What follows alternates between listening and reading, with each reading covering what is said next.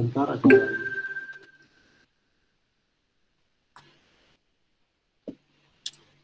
Baik, terima kasih. Bismillahirrahmanirrahim. Assalamualaikum warahmatullahi wabarakatuh. Waalaikumsalam warahmatullahi wabarakatuh. Yang salam sejahtera bagi kita semua. Terima kasih pada mahasiswa sekalian telah bergabung di kelas Pancasila, kewarganegaraan, dan kita pada pertemuan kali ini kita membahas tentang integrasi nasional. Ya. Sebelum kita berangkat ke materi, apa yang dimaksud dengan integrasi nasional itu ada yang bisa memberikan tanggapan awal. Yang dimaksud dengan integrasi nasional adalah seperti apa? Ada yang bisa? Silakan. Halo?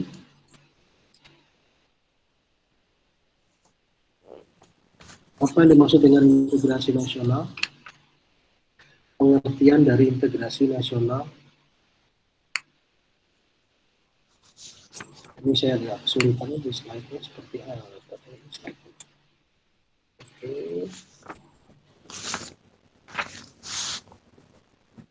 Apa ya? Aduh, ini nggak kebaca. Sebentar.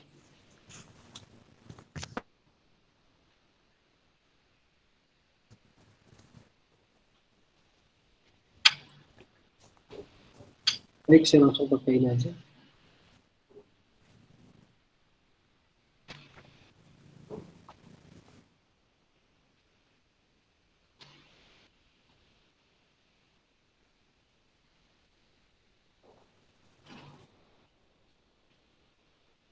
Oke.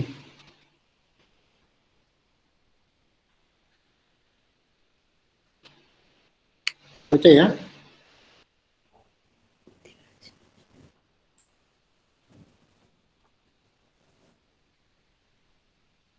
Baca ya. Sudah lihat? Sudah, Pak. Oke. Oke. Baik.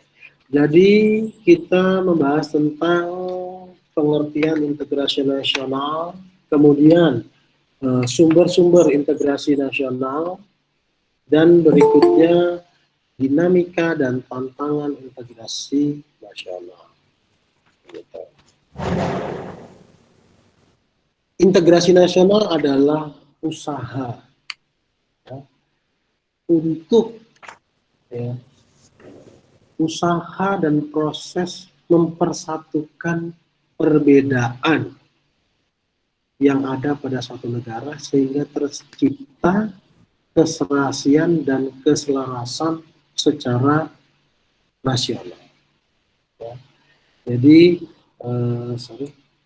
bicara tentang integrasi nasional adalah bagaimana kita berupaya, ya, berupaya untuk apa? Untuk mempersatukan perbedaan-perbedaan. Kita sudah sepakat kemarin kita bersama-sama pahami bahwa Indonesia ini terdiri dari ribuan, ratusan, bahkan ribuan suku-suku bangsa. Dari suku-suku bangsa itu memiliki perbedaan-perbedaan, baik dengan perbedaan karakteristik, perbedaan bahasa, perbedaan sikap, perbedaan pola pikir, dan lain sebagainya.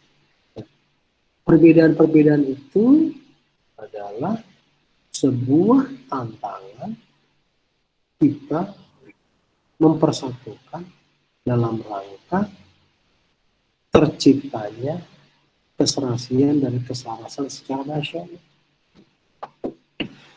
Jadi Jadi integrasi bangsa itu bagaimana dari ujung timur ke ujung barat, utara, selatan Indonesia tercipta sebuah keserasian, keselarasan, satu irama.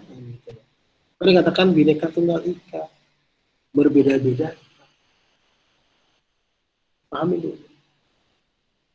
Yang dikatakan integritas, integrasi nasional adalah menyatukan dalam satu bingkai NKRI.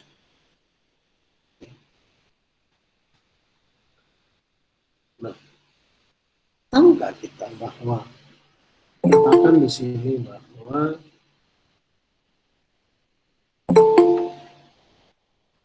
tiga konflik yang mengancam disintegrasi bangsa Indonesia. Ini harus kita pahami. Ideologi, bahwa kita sepakat bahwa ideologi kita Pancasila. Maka di luar dari itu, luar dari Pancasila, ya kita harus tolak. Tidak sesuai dengan ideologi bangsa kita. Kemudian, konflik sistem kenegaraan, sistem pemerintahan. Udah pemerintahan kita pemerintahan Pancasila. Janganlah kita berpikir, berasumsi, bahkan berniat untuk merubah itu. Karena itu akan mengancam integrasi kita. Mengancam persatuan dan kesatuan kita. Itu yang harus kita pahami. Yang berikutnya, konflik yang mengancam disintegrasi bangsa. Kepentingan atau ketentaraan. Ini yang sampai saat ini masih bergulir. Konflik kepentingan yang dapat memecah belah integrasi bangsa, memecah belah persatuan bangsa. Ini yang harus kita pahami, bahwa kita harus menjaga dan kita harus mengetahui ancaman-ancaman tersebut agar kita tidak terjerumus. Nah, kemudian, sumber hukum dari integrasi nasional adalah sila ketiga, Persatuan Indonesia. Kemudian alinea keempat, pembukaan Undang-Undang Dasar Negara Republik Indonesia. Nanti Anda bisa coba cari itu. Ya. Kemudian pasal 1 ayat 1, pasal 30 ayat 1 dan 2 Undang-Undang Dasar Negara. Ini yang menjadi dasar bahwa kita harus menjunjung tinggi dan menjaga integrasi nasional. Ya. Mohon izin, slide yang saya presentasikan terlihat semua? Lihat Pak, lihat. Oh, baik.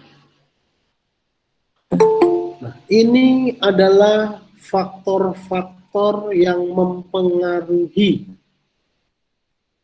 ya integrasi nasional. Ya.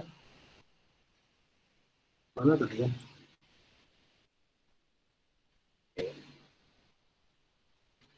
Yang pertama adalah faktor pendorong dan pendukung integrasi nasional. Ini mohon maaf di layar saya itu tidak muncul ya slide presentasinya, jadi saya masih mencari-cari slide presentasi sampai di mana. Gitu. Nah, faktor yang mendorong, yang mempengaruhi integrasi nasional adalah adanya rasa senasib dan sepenanggungan dari sejarah. Kita selama 350 tahun dijajah oleh Belanda, itu menjadi pendorong. Kita nggak mau lagi dipecah belah, kita tidak mau lagi terjajah. Walaupun pada prakteknya potensi pemecah belah bangsa dan Indonesia ini sangat besar ancamannya. Adanya ideologi nasional.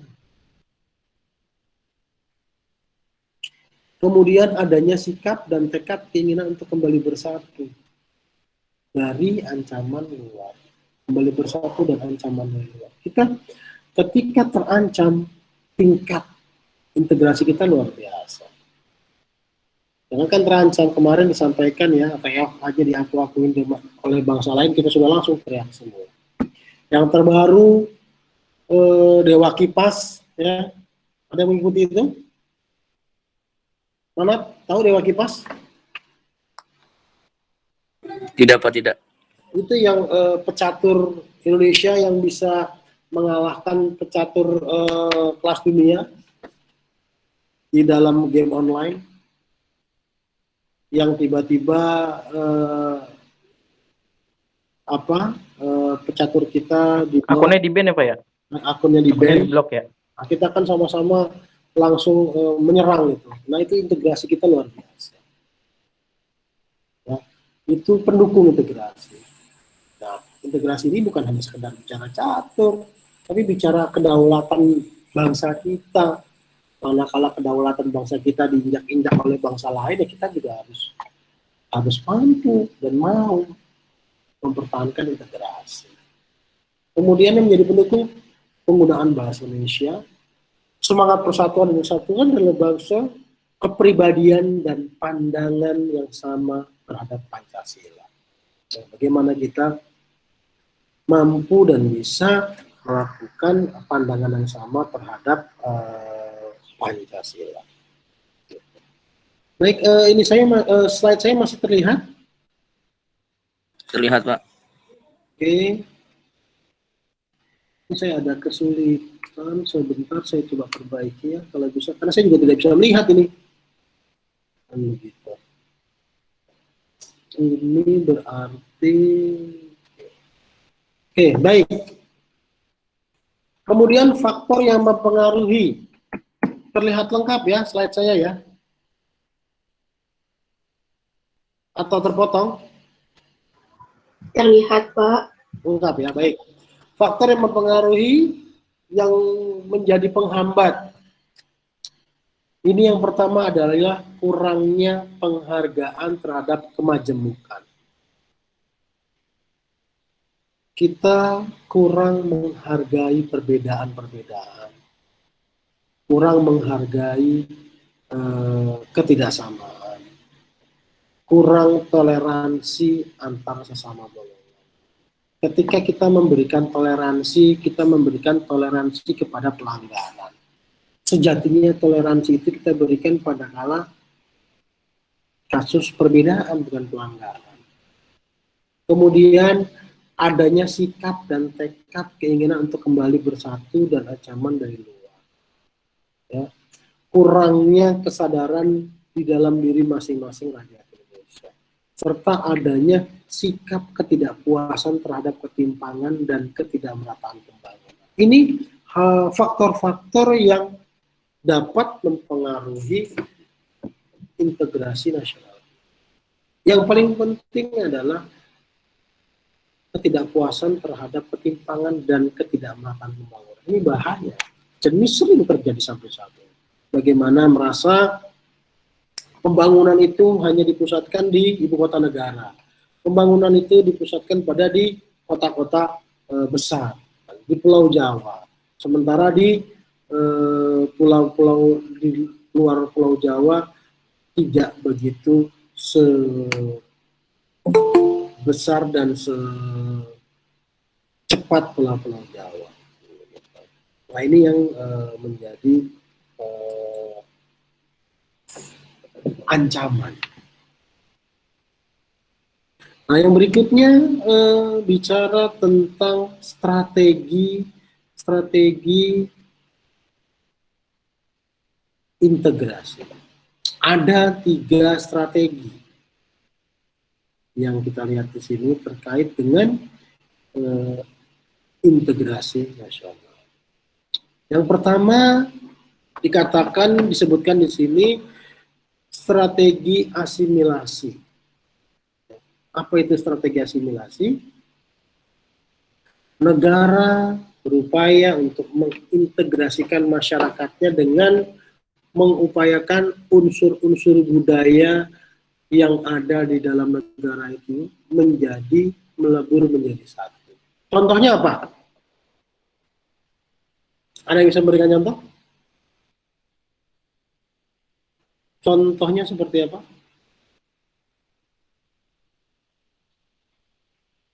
Halo? Contohnya seperti apa contohnya?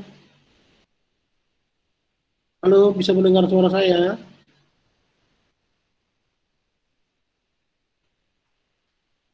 Halo?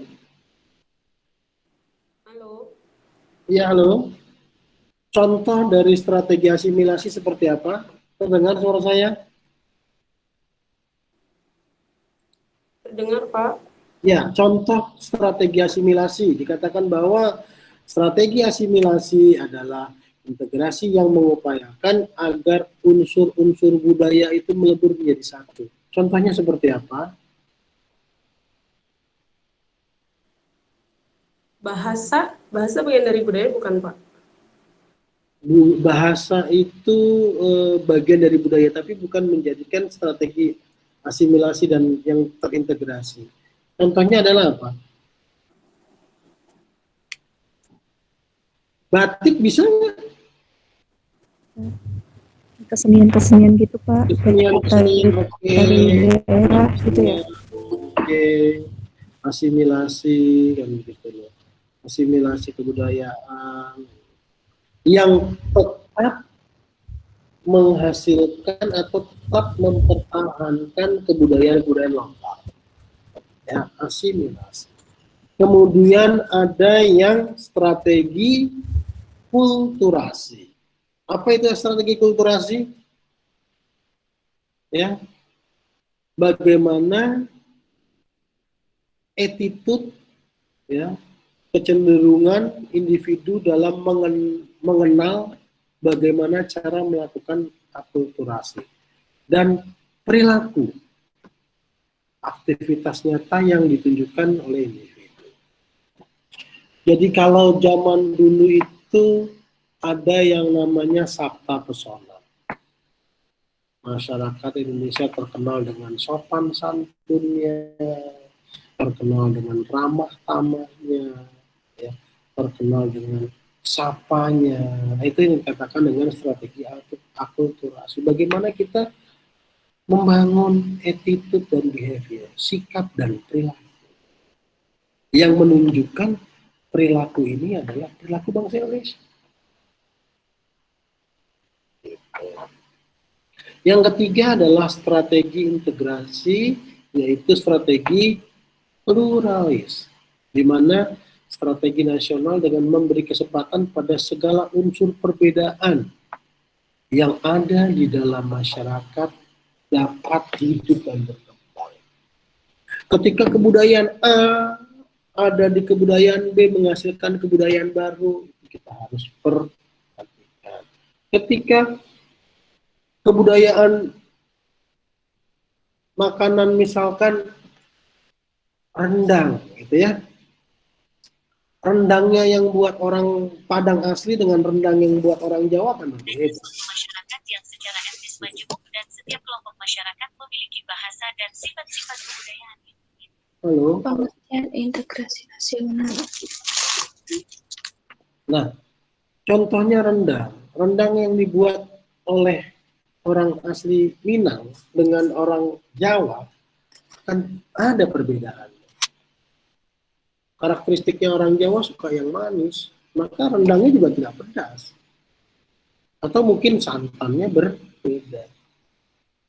tapi tanpa mengurangi karakteristik asli utama rendang itu tersebut, terdiri dari daging. Atau mungkin kebudayaan baru, misal ya, kita bicara dari sisi kuliner.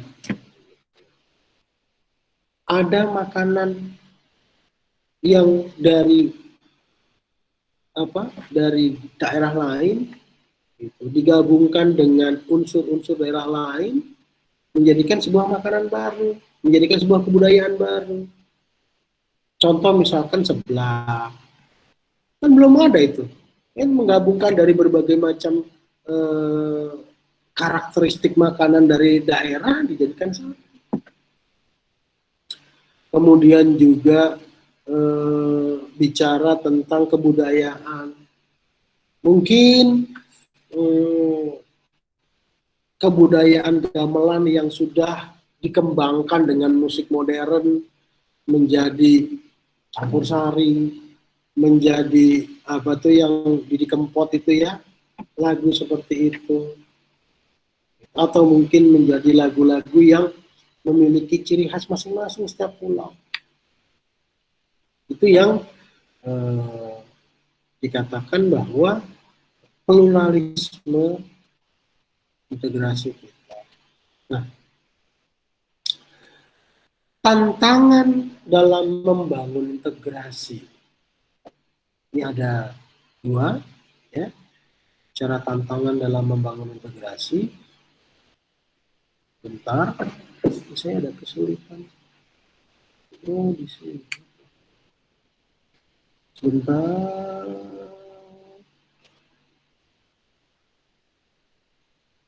Ini harus ditarik sana sini itu biar bisa gimana caranya. Pak, maaf slide-nya tidak muncul ya. Oh ya, sebentar. Slide-nya tidak muncul ya. Oh, ini dia. Oh, ini bukan. Oke, tantangan dari integrasi. Saya coba presentasikan lagi.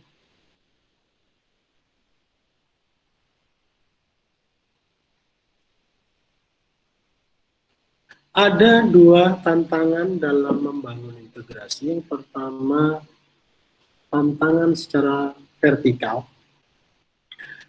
Tantangan secara vertikal ini tantangan yaitu yang terjadi saat ini seperti konflik antar warga masyarakat atau kelompok yang terdapat di dalam masyarakat.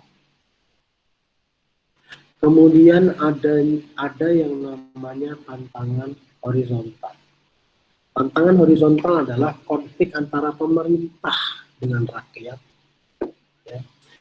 Konflik antara pemerintah daerah dengan pemerintah. Ketika bicara tantangan horizontal, banyak sekali gesekan-gesekan yang terjadi antara kebijakan-kebijakan yang diambil oleh pemerintah pusat dengan pemerintah daerah. Hal ini terjadi dengan contoh manakala masing-masing daerah pada saat menentukan PSBB itu berbeda, kebijakan pemerintah pusat dengan kebijakan pemerintah daerah. Ya, terlihat ya kemarin pemerintah pusat memberikan kebijakan A, pemerintah daerah masing-masing memiliki kewenangan dan memperlakukan kebijakan yang sesuai dengan karakteristik pemerintahnya, kebijakannya. Ini terjadi. Kemudian juga yang vertikal, konflik antar masyarakat. Ini harus kita jaga, jangan sampai terjadi ya konflik antar masyarakat yang menimbulkan perpecahan. Itu manakala kita bicara tantangan membangun integrasi. Namun pada saat ini ketika batas-batas negara sudah tidak jelas lagi, ya, kita di Jawa, kita di Indonesia bisa mengakses drama-drama dari negara lain, bisa mengakses budaya-budaya dari negara lain tanpa ada batas, hanya dengan satu genggaman. Nah, ini juga bisa menjadi tantangan dalam rangka kita berupaya membangun integrasi. Karena kita semakin tidak jelas batas-batas negara. Baik dari perdagangan, dari sisi budaya, dari sisi ekonomi, bahkan ideologi. Kita bisa dengan mengklik satu jari, kita bisa mempelajari dan mengetahui perkembangan ideologi-ideologi bangsa lain. Ini menjadi penting. Ya. Nah, bicara pluralitas masyarakat Indonesia. Masyarakat Indonesia merupakan masyarakat pluralis atau masyarakat majemuk. Menurut Clifford, masyarakat majemuk adalah masyarakat yang terbagi-bagi dalam sub-subsistem yang kurang lebih berdiri sendiri-sendiri, dan masing-masing subsistem terikat ke dalam ikatan-ikatan yang bersifat primordial. Pasti banyak kita. Sisi positifnya kita ambil. Misalkan di masyarakat Baduy, dia tidak mau berinteraksi terlalu banyak dengan dunia luar. Nah, itu bagian dari primordialisme masyarakat Baduy. Kemudian menurut Pierre Denberg mengatakan bahwa masyarakat majemuk memiliki karakteristik terjadinya segmentasi ke dalam bentuk kelompok-kelompok yang memiliki subkebudayaan yang berbeda-beda. Di Jawa, antara Jawa Tengah, Jawa Timur, Jawa Barat berbeda. Jawa Barat antara Sundanya di Bandung dengan di Banten berbeda. Jawanya di Solo, Jogja akan berbeda dengan Jawanya di daerah Malang atau di daerah Purwokerto. Itu memiliki kemajemukan. Itu pluralitas masyarakat Indonesia. Kemudian memiliki struktur sosial yang terbagi-bagi dalam lembaga-lembaga yang bersifat komplementer. Kurang mengembangkan konsensus di antara para anggota terhadap nilai-nilai yang bersifat dasar. Relatif sering konflik di antara kelompok yang satu dengan yang lain. Ada Sunda Empire, ada Sunda Wiwitan, ada dan lain sebagainya. Secara relatif integrasi sosial tumbuh di atas paksaan dan adanya dominasi politik oleh suatu kelompok atas kelompok yang lain. Baik, sampai di sini ada yang mau ditanyakan terkait dengan materi ini? Halo?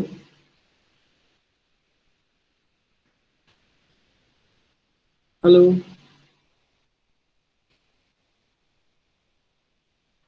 Ada yang bisa didiskusikan? Tidak ada, lanjut ya. Baik. Yang berikutnya adalah potensi.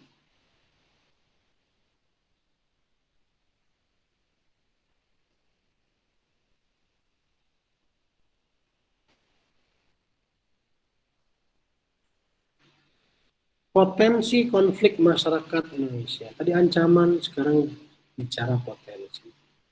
Krisis pemerintahan nasional. Misalnya pemerintahan kita yang tidak dipercaya oleh masyarakat, oleh rakyat. Itu juga menjadi potensi. Kegagalan lembaga negara menengahi konflik. Kegagalan KPK, umpamanya contoh. Atau kegagalan Kementerian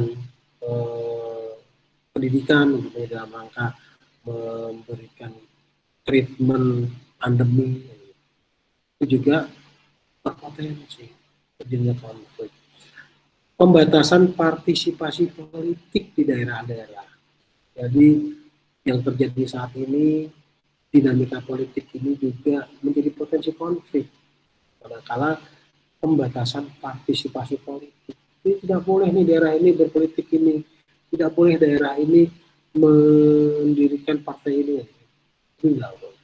Kemudian ketidakadilan distribusi sumber daya ekonomi nasional, pembangunan dari Pulau Jawa saja, dan sulitnya akses masyarakat di daerah terhadap sumber daya tersebut. Orang Kalimantan juga pengen punya stadion olahraga. Orang Makassar juga ingin memiliki stadion kebanggaan, ingin memiliki rumah sakit daerah yang baik, yang sama standarnya dengan di Jakarta. Kemudian rezim yang responsif terhadap tuntutan warga negara dan tidak bertanggung jawab. Nah, ini juga menjadi potensi konflik.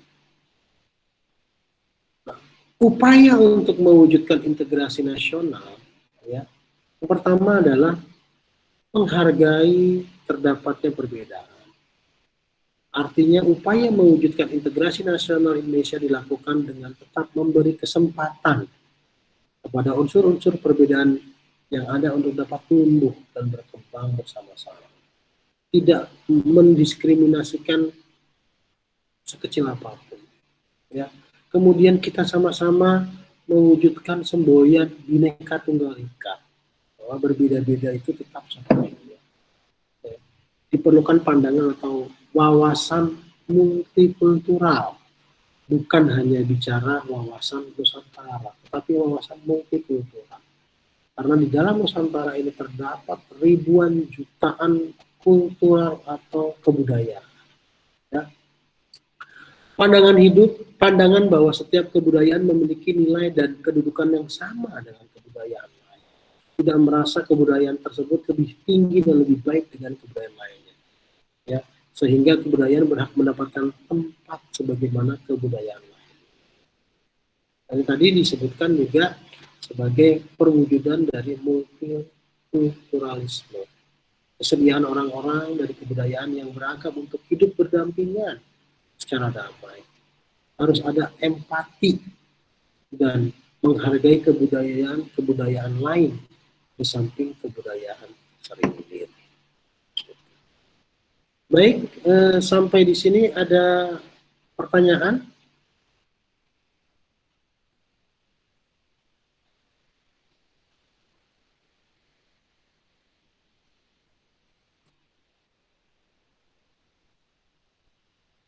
Ada yang didiskusikan, ditanyakan terkait dengan materi integrasi nasional?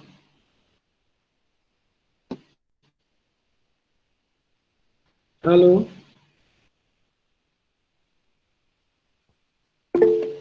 Ya, silakan Mesa. Bapak, saya mau bertanya, apakah saat ini di Indonesia itu sudah terwujud integrasi nasional? Maksudnya terwujudnya sudah baik apa belum, Pak? Terima kasih, Pak. Baik. Ketika bicara integrasi nasional, Indonesia sudah mewujudkan integrasi nasional dengan bukti apa? Kedaulatan bangsa kita, kedaulatan negara Republik Indonesia diakui oleh bangsa-bangsa lain. Sudah terwujud. Hanya saja ancaman-ancaman disintegrasi ini yang harus kita hadapi. Praktek-praktek politik pemecah belah. Hanya karena pilihan partai, hanya karena tadi ketimpangan pemerataan pembangunan, sehingga dikhawatirkan masing-masing daerah ini berupaya untuk melepaskan diri dari NKRI. Ini yang menjadi tantangan dan ancaman. Integrasi nasional sudah terwujud, tapi mempertahankan itu lebih sulit. Contoh, ada kegiatan separatis di ujung timur kita di Papua. Jangan sampai kejadian 20 tahun yang lalu ketika Timur-Timur melakukan referendum, itu terjadi disintegrasi, keluar ke kita satu. Dan jangan sampai ini ada salah satu bagian saudara kita yang merasa tidak ada keadilan, tidak ada kepuasan, mengakibatkan ancaman disintegrasi, ingin memisahkan diri dari NKRI. Itu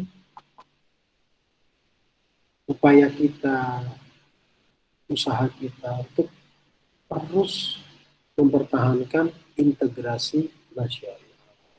Begitu. Ya. Yang lain selain Mesa mungkin?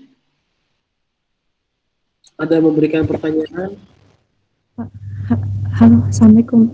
Pak, kalau misalkan budaya asing itu maksudnya, kalau budaya asing itu maksudnya hambatan integrasi nasional nggak sih, Pak? Oke. Bisa on cam tidak nih? Saya jadi kayak bicara sendiri kepada. Jadi ketika kita bicara pengaruh kebudayaan,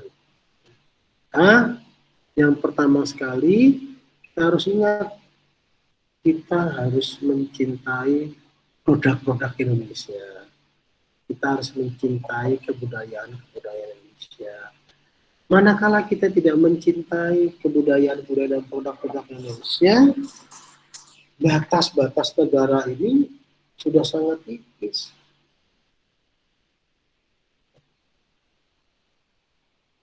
Tidak mustahil sinetron-sinetron nanti bisa jadi. Oh, dulu banyak ya sinetron-sinetron dari India yang didubbing. Itu kan kebudayaan. Kenapa kita tidak bisa menciptakan itu yang sesuai dengan kultur kita? Drama-drama Korea, kenapa tidak kita buat alur ceritanya seperti drama Korea? Dari awal dari penciptaan kita terhadap produk kita. Nah, kebudayaan dari luar itu tidak mungkin kita bendung, tidak mungkin kita tolak. Kan nggak mungkin anak cucu kita, anak kita, adik kita main TikTok kita larang, padahal itu kebudayaan luar. Tetapi kita harus tanamkan, ini loh Dek, ini kebudayaan dari luar, kebudayaan luhur kita ini. Bukan malah kita berlomba-lomba untuk mengupdate kebudayaan asing. Ya kalau jilbab kita itu harus diikat-ikat itu sesuai dengan kebudayaan kita, tidak sesuai, tidak sama dengan jilbab yang ada di Arab Saudi, tidak apa-apa. Karena ini kebudayaan, kita harus bedakan. Begitu. Terus, oh tidak sah nih pakai jilbabnya, karena jilbabnya pakai jilbab iketan kayak orang-orang di Indonesia. Ya enggak. Aturan jilbabnya, aturan keagamaan. Bentuk jilbabnya mau dikasih bros di sini selusin, mau diiketin sampai ke tiang listrik, itu kebudayaan. Itu kebudayaan bangsa Indonesia. Ya akan berbeda dengan cara memakai jilbab di Malaysia atau di Thailand. Orang Indonesia kalau pakai jilbab double-double, berlipat-lipat, panjang-panjang, itu kebudayaan. Maka kita harus pertahankan.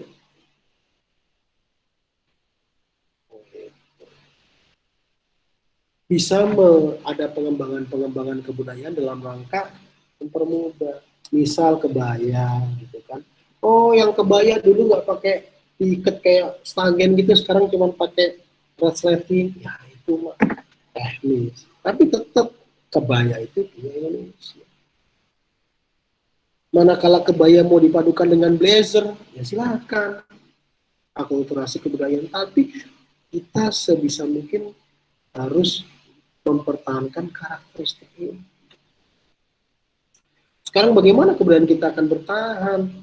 Generasi muda kita aja tidak ada yang mau melestarikan kebudayaan. Contoh, wayang, gamelan. Ya.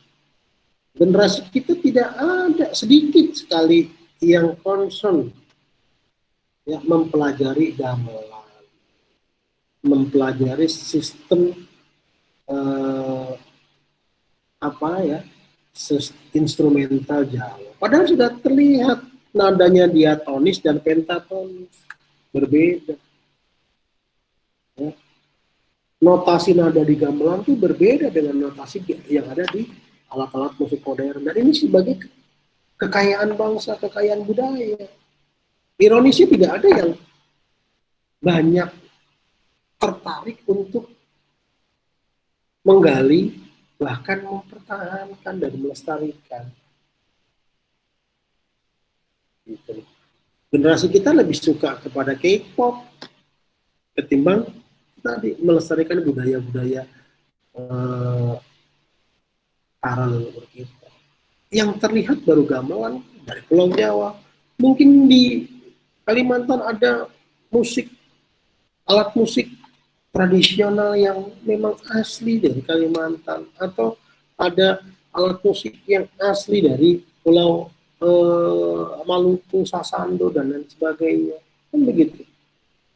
Persoalannya berapa persen generasi muda kita mau mendalami itu, dan berapa persen generasi kita bisa mengutamakan dan mempertahankan kebudayaan khas Indonesia ketimbang kebudayaan yang sifatnya pendatang. Kan ini yang menjadi persoalan. Suatu saat Indonesia tidak punya karakteristik karena apa? Orang Indonesia tidak paham lagi. Misal kita keturunan orang Jawa, berapa persen kita mengetahui atau mengimplementasikan bahasa Jawa Kromo Inggil? Padahal itu warisan budaya luar biasa Kromo Inggil. Jangankan bicara Kromo Inggil, bahasa Jawa yang loko, yang sehari-hari aja, tidak semuanya kita membekali atau melestarikan itu. Satu saat kita hanya punya kamus nih, kamus bahasa Jawa Kromo Inggil. Dan manakala kamus-kamus ini nanti dipelajari oleh bangsa lain dan diaku oleh bangsa lain, kita jangan teriak-teriak loh.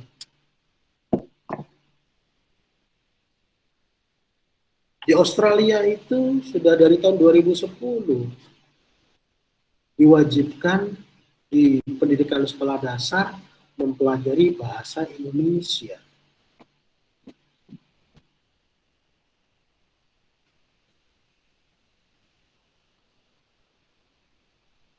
Dan kita berapa persen pelajaran muatannya, sifatnya muatan lokal, bahasa kedaerahan yang bisa kita pertahankan. Di Sunda pun bahasa Sunda juga ada dari bahasa yang tinggi sampai yang rendah. Berapa persen? Bukan hanya kita berlomba-lomba memenuhi tuntutan kompetensi penguasaan bahasa Inggris, bahasa Mandarin, tapi kita lupa bahasa daerah kita. Kan itu yang terjadi. Sejak itu merupakan ancaman. Manakala nilai-nilai kekayaan kebudayaan kita sudah luntur, ya alat pemersatunya sudah hilang. Tinggal bicara formal, NKR, begitu. Baik, yang lain, ya bagaimana Susantika?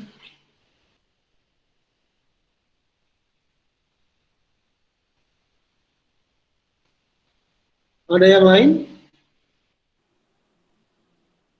Cukup? Saya, Pak. Oke, siapa? Kami, Kami, Pak. silakan. Ya. Di zaman modern seperti ini gitu Pak ya, dari integrasi nasional, secara real sekarang sih Pak yang saya lihat sih dari musik dangdut Pak ya. Maaf nih saya bicara musik dangdut. Musik dangdut ini bagian dari budaya serapan negara lain atau emang murni punya kita gitu Pak? Karena itu kan bagian dari pemersatu bangsa dari Sabang sampai Merauke. Jadi mereka melakukan audisi dan mereka memperkenalkan budaya-budaya mereka di masing-masing daerah. Itu bagian dari usaha untuk menguatkan integrasi nasional kita gitu Pak. Iya. Setuju? Saya setuju ketika murni dari Indonesia atau serapan dari India gitu Pak atau? Itu yang dikatakan asimilasi kebudayaan.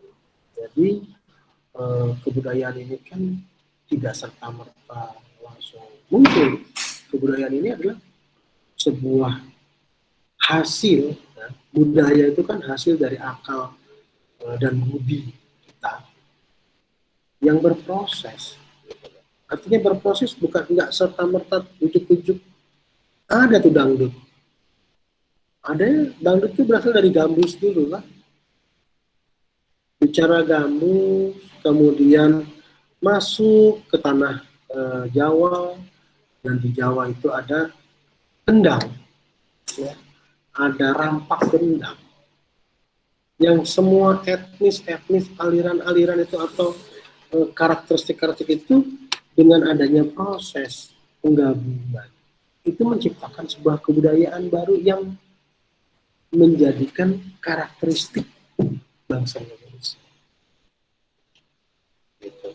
Dangdut pun manakala dicampur dengan kerawitan menjadi campur sari. Iya kan? Dicampur dengan kendang dan organ menjadi koplo, kan begitu? Itu kebudayaan yang berproses dari mulai gambus, dari mulai kendang, dari mulai karawitan, gamelan, itu berkembang terus, yang menimbulkan asimilasi, yang menimbulkan kebudayaan baru.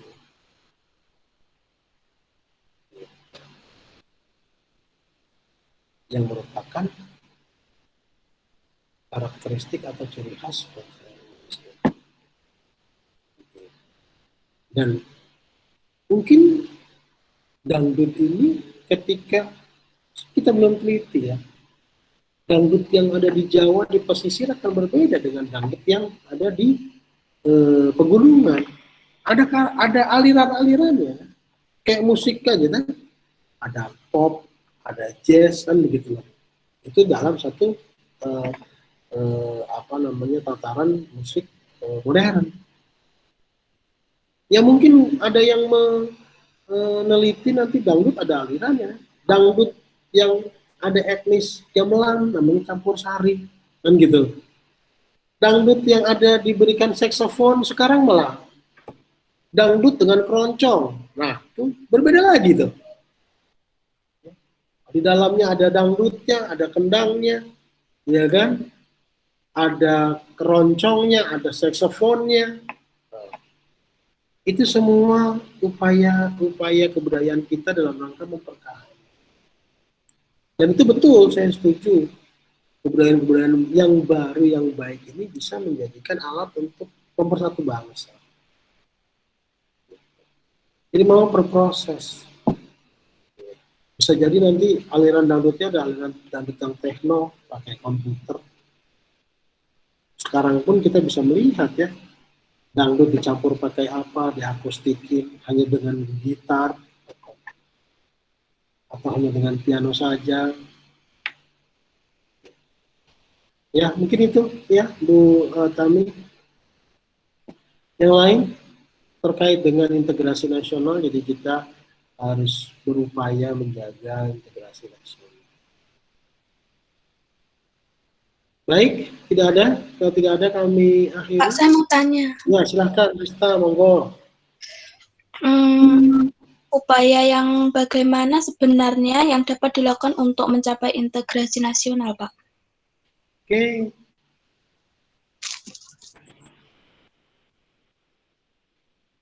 Tadi sudah saya sampaikan bahwa upaya dalam mewujudkan integrasi nasional adalah yang pertama, kita harus bisa menghargai perbedaan.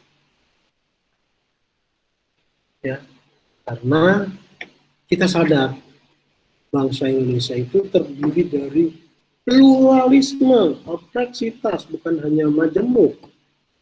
Lebih kompleks lagi. Dari Jawa, Jawa Tengah, Jawa Timur, Jawa Barat berbeda. Jawa Timur hanya menyeberang selat sedikit, beberapa kilo, Madura berbeda, sangat berbeda sekali. Gitu loh. Menyeberang ke arah timur, ke Pulau Bali, lebih berbeda lagi.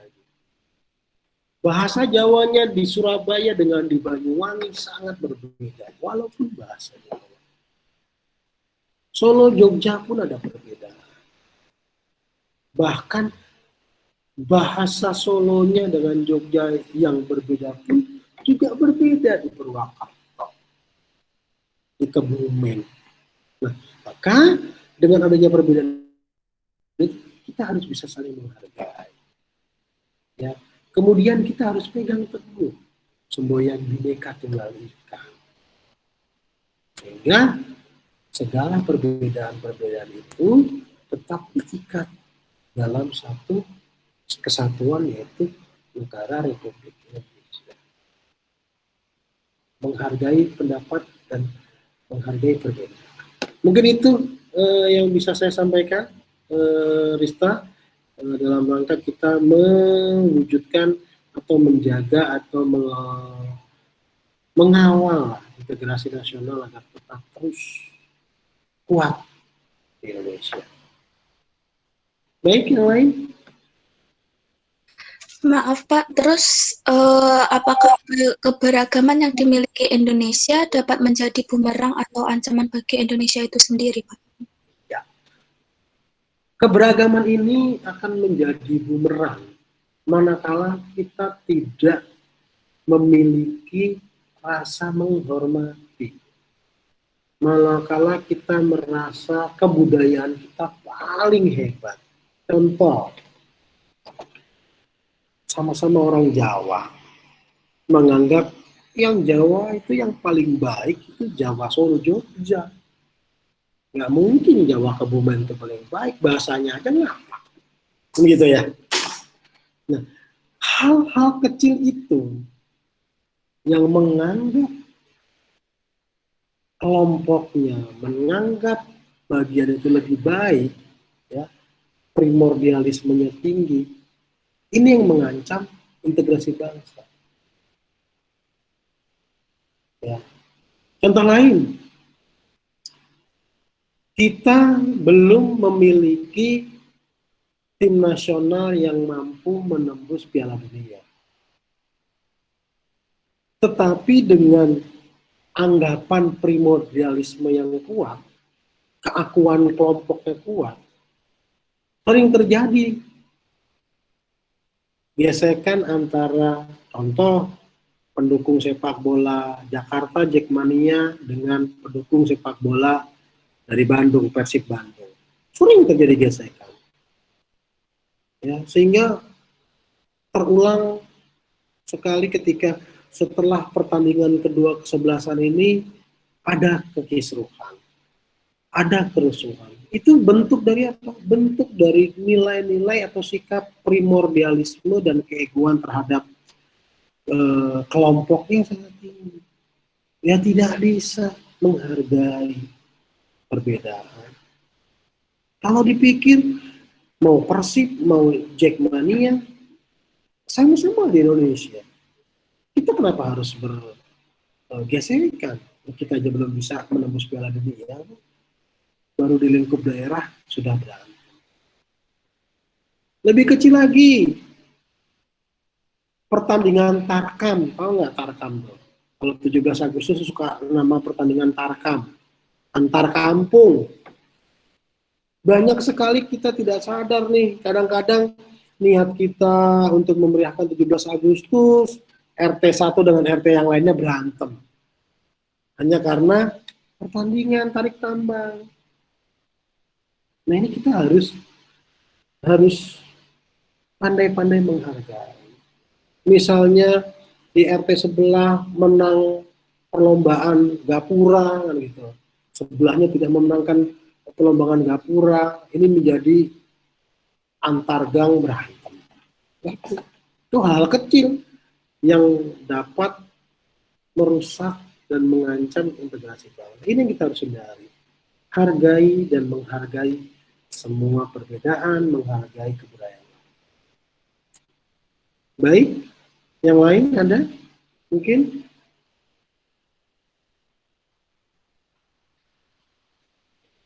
Cukup? Halo? Cukup dari saya, Pak. Baik, yang lainnya cukup? Baik, kalau cukup, ya ada lagi? Ya, Pak, satu lagi nih, Pak. Ya, Ya, mengenai strategi tadi tuh. Kan ada 3 tuh, asimilasi, akulturasi, dan pluralisasi. Kalau ini kan agama, apa yang mengenai agama Konghucu ini kan baru ya Pak, baru diresmikan saat Ibu Megawati itu kan, kalau nggak salah ya Pak ya. Itu Ya. bagian dari integrasi nasionalnya dengan menjadikan Hari Raya Konghucu atau Imlek itu salah satu hari raya besar Indonesia. Itu bagian dari strategi asimilasi kah, akulturasi atau pluralisasi? Menurut saya itu bagian dari integrasi nasional maksud. Ya. Nah, itu bagian dari integrasi nasional. Bagaimana kita mengintegrasikan unsur-unsur budaya yang ada dalam negara itu melebur menjadi satu, asimilasi. Strategi asimilasi kebudayaan. Oh, itu asimilasi. Jadi meleburkan, ya, meresmikan dan membakukan bahwa kepercayaan di kita itu menjadi 6, bukan hanya 5. 6 ya, Konghucu yang satu ya. Dan itu dikuatkan dengan kebijakan peraturan pemerintah. Dalam rangka apa? Merangkul, dalam rangka mengakui perbedaan bahwa ini loh, ada saudara kita yang memeluk agama Konghucu. Yang ini juga banyak dan merupakan bentuk kebudayaan kita, keyakinan dan kebudayaan kita. Yang perlu kita rangkul, perlu kita lebur jadi satu, menjadikan satu keberagaman keagamaan di Indonesia. Begitu. Ada lagi? Yang laki-laki ini belum memberikan tanggapan. Baik, kalau sudah saya off record dan saya tutup ya perkuliahan ini ya. Sebelum saya tutup, saya informasikan nanti ketika saya off record saya masih akan mengabsen gitu ya. Jadi ini untuk kepentingan dokumentasi saya off record, saya tutup perkuliahan kita. Pada kala dalam perkuliahan kita ada hal-hal yang kurang berkenan, mohon kiranya dibukakan untuk maaf. Saya tutup perkuliahan ini alhamdulillah dengan membaca alhamdulillahirobbilalamin. Assalamualaikum warahmatullahi wabarakatuh. Waalaikumsalam warahmatullahi wabarakatuh. Baik.